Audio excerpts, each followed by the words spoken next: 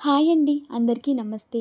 ఆషాఢ శుద్ధ ఏకాదశి అంటే తొలి ఏకాదశి నాడు యోగ నిద్రలోకెళ్ళిన శ్రీ మహావిష్ణువు 4 నెలల తర్వాత అంటే కార్తీక మాసంలో వచ్చే ఏకాదశి నాడు యోగ నిద్రలోంచి మేల్కొని తిరిగి ద్వాదశి నాడు తులసికిచ్చిన మాట ప్రకారం తులసి బృందావనానికి వెళ్ళి అక్కడ ఉన్న ఉసిరి చెట్టులో దామోదరుని రూపం ధరించి తులసి మాతనైతే కళ్యాణం చేసుకుంటాడండి.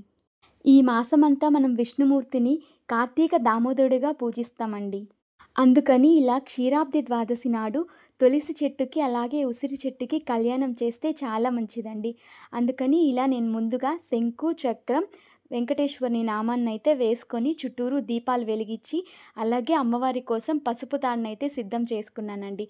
అది పూజలో పెట్టి దీపాలన్నీ వెలిగించుకున్న తర్వాత అమ్మవారి మంగళసూత్రానికి ఇలా పొగ కూడా చూపించి, తర్వాత అమ్మవారి మెడలో అయితే అలంకరించడం జరిగింది.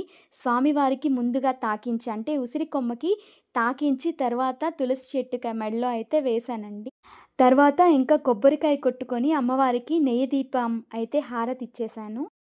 పూజ అంతా చాలా బాగా జరిగిందండి. ఇంకా ఇక్కడ మా అమ్మ కూడా హారతిస్తున్నారండి.